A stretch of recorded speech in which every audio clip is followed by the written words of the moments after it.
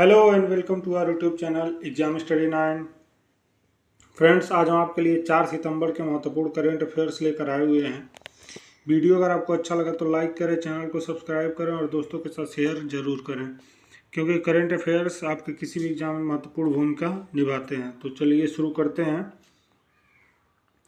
आज का पहला प्रश्न है, पेरिस पैरालंपिक 2024 में सुमित अंतिम 21 इवेंट में गोल्ड मेडल जीता है।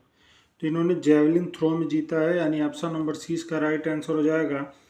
चलिए बात करते हैं इसके बारे में। तो देखिए, पेरिस पैरालंपिक 2024 में भारत के star javelin thrower Sumit Dutt Antil ने जेवलिन थ्रो में F64 फाइनल इवेंट में जबरदस्त प्रदर्शन करते हुए स्वर्ण पदक अपने नाम किया। उन्होंने 70.59 मीटर की अविश्वसनीय थ्रो के साथ टोक्यो पैरालंपिक 68.55 मीटर के बनाए अपने ही रिकॉर्ड को तोड़ दिया और इसके साथ ही उन्होंने अपना मेडल भी बरकरार रखा है। इन्होंने 2023 टोक्यो में भी गोल्ड ही जीता था, इस बार भी गोल्ड है। चलिए जानते हैं एक और करंट अफेयर। तो नीतीश कुमार ने पेरिस पैरालंपिक 2024 में स्वर्ण पदक जीता है। नीतीश कुमार ने पुरुष एकल यानी SL3 वर्ग में ग्रेट ब्रिटेन के डैनियल बेथेन को 21, 14, 18, 21 और 23, 21 से हराकर अपना पहला पैरालंपिक स्वर्ण पदक जीता है। देखिए, उनकी जीत जो है पेरिस पैरालंपिक 2024 में भारत का दूसरा स्वर्ण पदक है। इसमें कुल 9 पदक हो गए हैं। जय इसमें अनिल लेखरा निशानेबाजी में नीतीश की उपलब्धि पैरा बैडमिंटन में भारत की बढ़ती सफलता को दर्शाती है। वहीं टोक्यो में ये विरासत को जारी रखा है भारत ने। चलिए बात करते हैं अगले प्रश्न की, अगले करंट अफेयर्स की। तो पेरिस पैरालंपिक 2024 में शीतल देवी और राकेश कुमार ने तीरंदाजी मिश्रित टीम स्पर्धा में कांस्य पदक जीता। शीतल देवी और राकेश कुमार की जोड़ी ने कंपाउंड ओपन तीरंदाजी मिश्रित स्पर्धा में कांस्य पदक जीता। भारतीय टीम के उल्लेखनीय प्रदर्शन के इटली के एलेनोरा सार्टी और माटेओ बोनासीना को 156-155 के स्कोर से हराया। जम्मू जिले की 17 वर्षीय शीतल देवी बिना हाथों की तीरंदाजी में भाग लेने वाली दुनिया की पहली और एकमात्र सक्रिय महिला तीरंदाज हैं। एक अन्य उपलब्धि में भारतीय शटलर सुहास यतिराज ने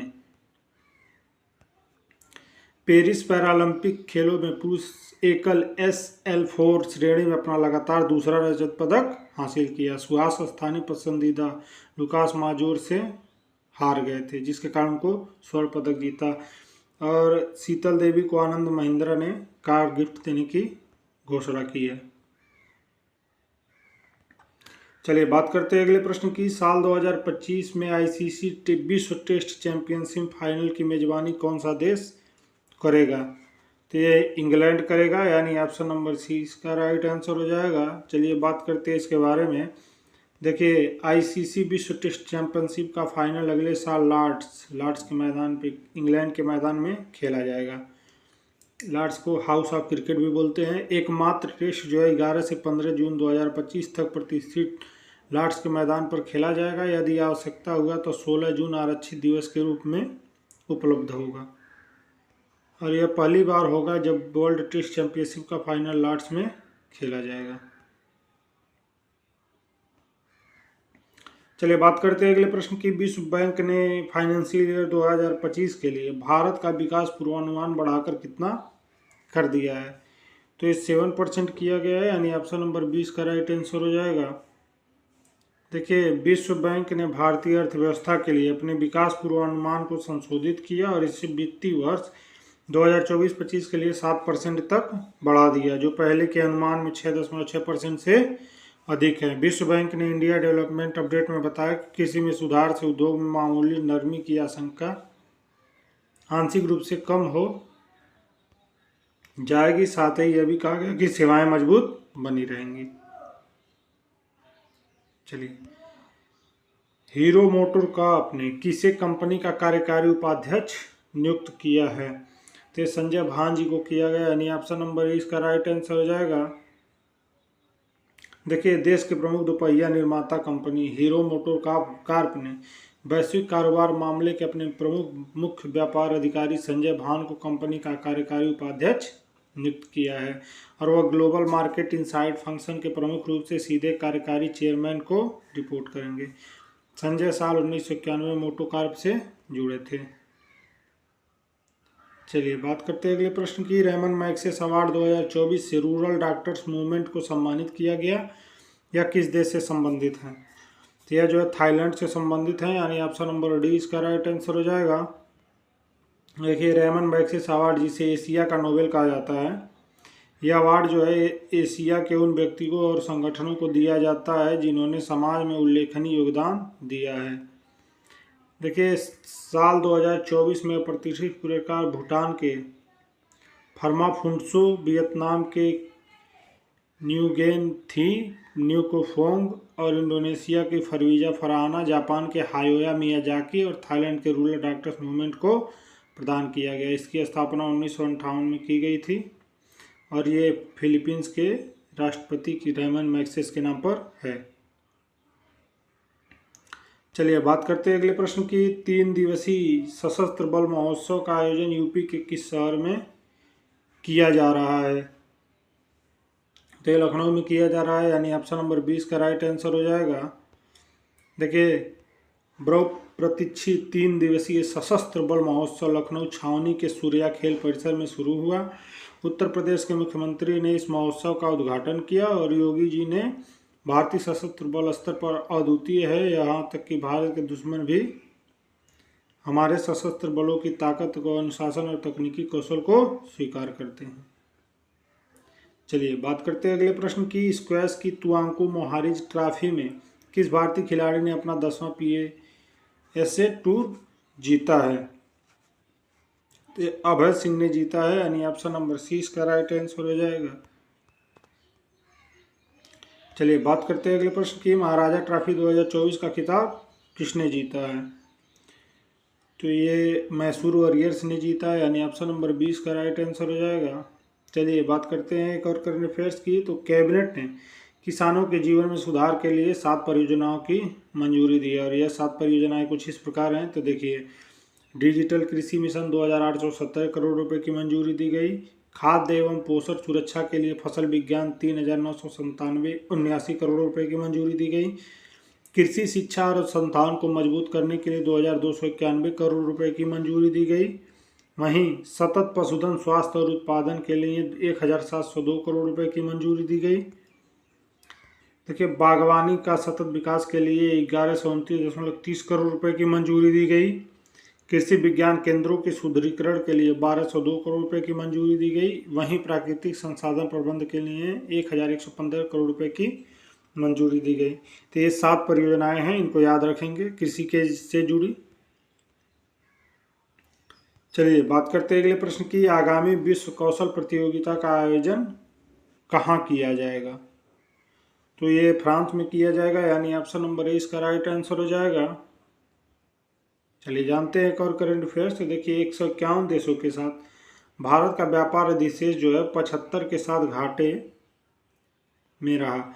देखिए भारत ने 2024 में पहली छमाही में अमेरिका और नीदरलैंड सहित 151 देशों के साथ 72.1 बिलियन डॉलर का व्यापार किया, अधिशेष दर्ज किया, जबकि 75 देशों विशेष रूप से चीन और रूस के साथ इसका व्यापार घाटा 185.4 बिलियन डॉलर था। शीर्ष व्यापार घाटा साझेदारी में चीन के साथ, फिर रूस के साथ और इराक के साथ थे। चलिए बात करते हैं अगले प्रश्न की। तो भारतीय नौसेना का P-8I वरुण अभ्यास के लिए कहाँ पहुंचा? ये फ्रांस पहुंचा है, यानी ऑप्शन नंबर 20 का राइट आंसर हो जाएगा। देखिए भारतीय नौसेना का P-8I विमान फ्रांस पहुंचा है, जो 2 से 4 सितंबर तक होने वाले भारत फ्रांसीसी नौसैनिक अभ्यास से याद रखेंगे। वरुण में भाग लेने के लिए यूरोप में इसकी पहली तैनाती है। भूमध्य सागर में इस अभ्यास का उद्देश्य भारतीय और फ्रांसीसी सैनिकों के बीच सामरिक तालमेल और अंतर संचालनियों को बढ़ाना है। भारतीय नौसेना के एलिज विमान ने आखिरी बार यूरोप में INS विक्रांत से उड़ान भरी थी। चलिए बात करते हैं अगले प्रश्न की। किस देश के राष्ट्रपति को ओलंपिक ऑर्डर से सम्मानित किया गया है?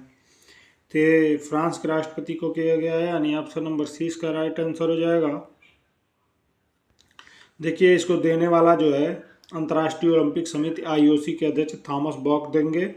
यह स्थान जो है एलिस पैलेस पेरिस में दिया जाएगा। सम्मान जो है पेरिस 2024 खेलों के लिए सफलता के लिए उनके अटूट समर्थन के लिए राष्ट्रपति इमैनुअल मैक्रोन को स्वर्ण पदक से सम्मानित किया गया। अगला ओलंपिक 2028 में लॉस एंजलिस में अमेरिका में आयोजित किया जाएगा। और अगला जो है, ये तो ग्रीष्मकालीन ओलंपिक की बात होगी, बात करते हैं शीतकालिक ओलंपिक की 2026 में मिलान में और कार्टिन डी पेज इटली में आयोजित किया जाएगा।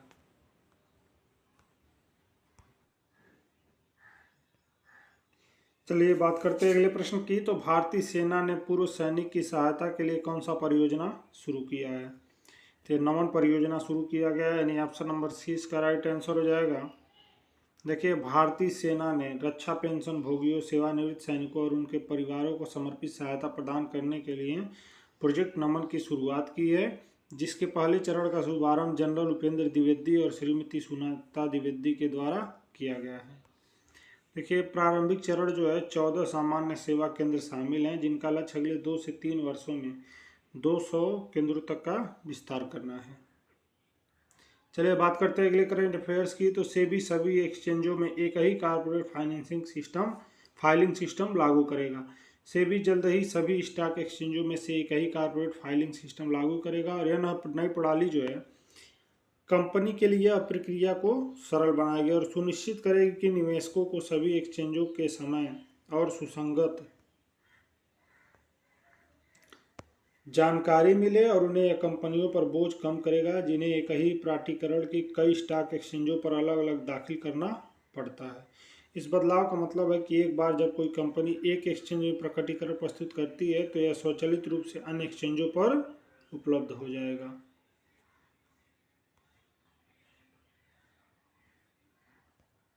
चलिए बात करते हैं अगले करंट अफेयर्स की। तो एग्रीश्योर फंड और कृषि निवेश पोर्टल का शुभारंभ किया जाएगा।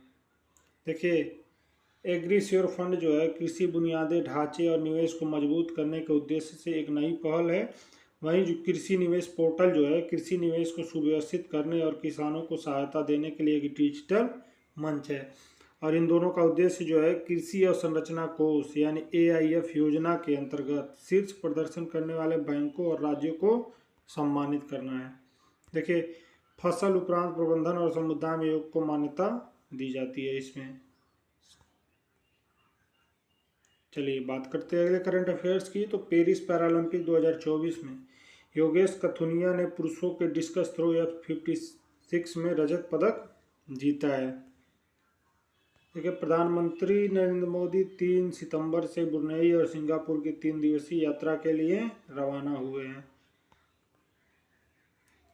चलिए बात करते हैं अगले करंट अफेयर्स की। तो वस्त्र मंत्रालय के सहयोग से राष्ट्रीय फैशन प्रौद्योगिकी संस्थान निफ्ट द्वारा आयोजित 14 दिवसीय प्रदर्शनी छाप 2 सितंबर दिल्ली हाट में शुरू हुई।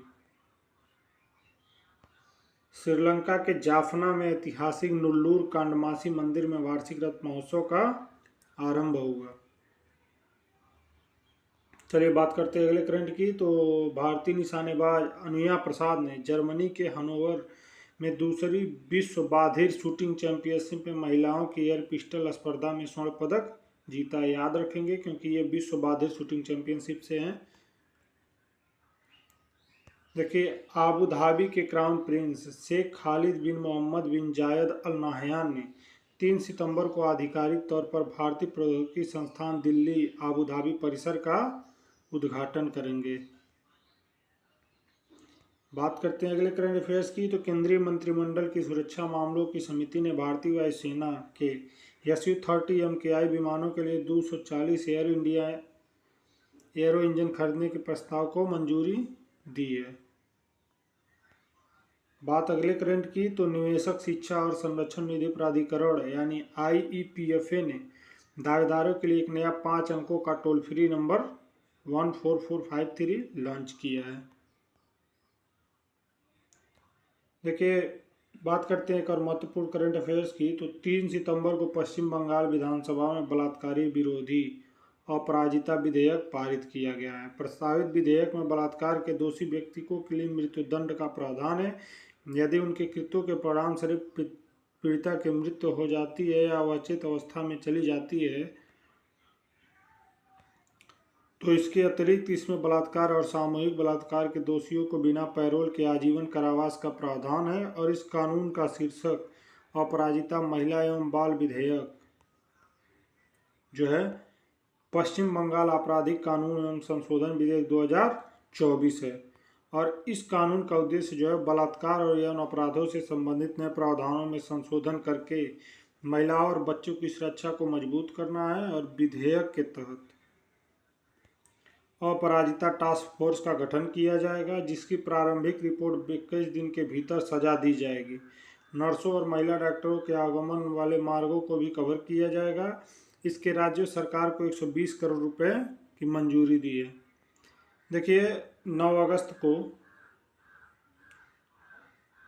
राज्य द्वारा संचालित आरजी कर मेडिकल कॉलेज एवं अस्पताल में एक महिला डॉक्टर के साथ बलात्कार हत्या की घटना के मद्देनजर 2 सितंबर 2024 को विधानसभा का 2 दिवसीय विशेष सत्र बुलाया गया।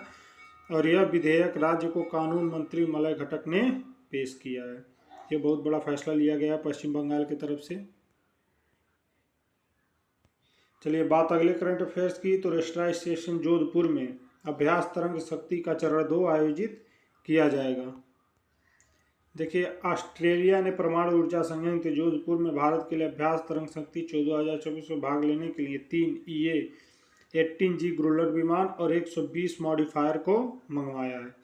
30 अगस्त से 13 सितंबर तक चलने वाले इस अभ्यास में ग्रीस, श्रीलंका, संयुक्त अरब अमीरात, जापान, सिंगापुर और अमेरिका जैसे देश शामिल हैं, जिसका उद्देश्य क्षेत्रीय सुरक्षा सहायता को शामिल करना है। चलिए बात अगले करंट की। तो भारत सरकार ने 23वें विधि आयोग का गठन किया। देखिए 23वें विधि आयोग का गठन कंपनी के अध्यक्ष एवं सदस्यों के साथ किया गया, जो वर्तमान में 22वें आयोग के स्थान पर शामिल है। सामान्य नागरिक संहिता पर 22वें आयोग की रिपोर्ट अधूरी है और एक साथ चुनाव पर रिपोर्ट इसके अध्यक्ष की अनुपस्थिति का कारण है। नए आयोग में 4 कर्मचारी सदस्य, पदेन सचिव और 5 अंशकालिक सदस्य शामिल होंगे। चलिए बात अगले करंट की। तो लुइस सुआरेज ने अंतर्राष्ट्रीय फुटबॉल से संन्यास की घोषणा की है। देखिए उरुग्वे के 69वें गोल के शीर्ष स्कोरर लुइस सुआरेज ने 17 साल के इतिहास के बाद अंतर्राष्ट्रीय संन्यास की घोषणा की है। सुआरेज 142 कैप के पास उरुग्वे 2010 विश्व चैंपियनशिप और 2011 कोपा अमेरिका की जीत में महत्वपूर्ण भूमिका निभाई थी।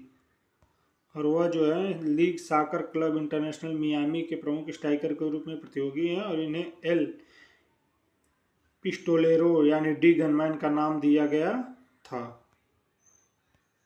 तो ये रहे आज के महत्वपूर्ण करंट अफेयर्स। वीडियो अगर आपको अच्छा लगा तो लाइक करें, चैनल को सब्सक्राइब करो, अपने दोस्तों के साथ शेयर करना ना भूलें। धन्यवाद।